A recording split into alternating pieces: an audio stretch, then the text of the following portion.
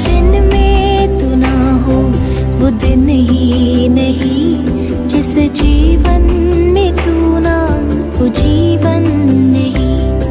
उत्पत्ति 13 अध्याय 1 से लेकर 4 वचन तक।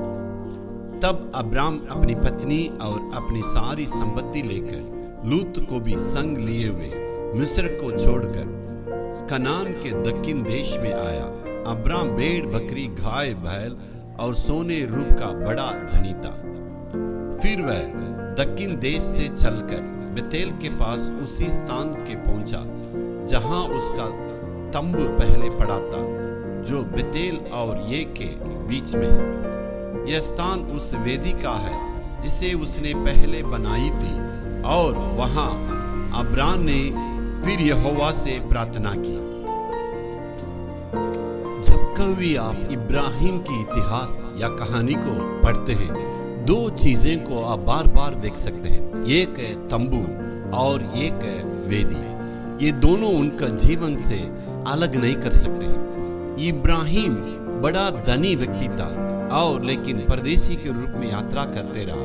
तंबू का मतलब ये है कोई स्थायी रूप में रह नहीं सकते हैं। जहां मन चाहता, जहां वातावरण ठीक नहीं, तुरंत निकाल के दूसरे जगह में तंबू को गाड़ देते हैं। इसका मतलब इब्राहिम संसार के ऊपर मोह माया नहीं रखा। आज मसीह लोग हम भी संसार के ऊपर मोह माया नहीं रखना है।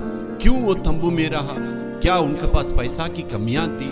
उन दिनों में फिलिस्तीयों जहां उनके बीच में रहते थे, वे पक्के मकान बना के रहते थे। चाहे इब्राहिम भी ऐसे बना के रह सकता था, लेकिन उसने ऐसे नहीं किया। क्यों नहीं किया? इसहाक और याकूब वो दोनों के बीच में गवाही बताना चाह रहा है। हम इस दुनिया के नहीं हैं, हम परदेसी हैं, हम स्वर्गवासी हैं। यहाँ पर हमारे लिए कोई नहीं है, कुछ नहीं है। यहाँ पर सुख विलास करने के लिए हमारे लिए कुछ नहीं है। इसलिए मेरे प्यारों, दुनिया में कुछ भी रहे, कितने भी रहे, लेकिन हम इस दुनिया के नहीं है, हम स्वर्गवासी हैं। और उनका जीवन में वेदी को देख सकते हैं। जहां कहीं भी गया था, परमेश्वर के लिए बलिदान किया है। मेरे प्यारों, वो वेदी कहता है परमेश्वर की संगति को। इब्राहिम को यीशु परमेश्वर ने कहा था, ये मेरे मित्र है। यानी परमेश्वर और इब्राहिम के बीच में जो संगति है वो बहुत मजबूत रहा।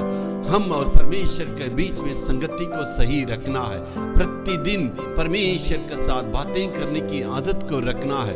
तब जो है हम इस दुनिया के नहीं है, हम स्वर्गीयवासी। इस प्रकार यदि हम रहेंगे तो हमारा जीवन में कुछ भी कमी नहीं होगा। Hallelujah, hallelujah.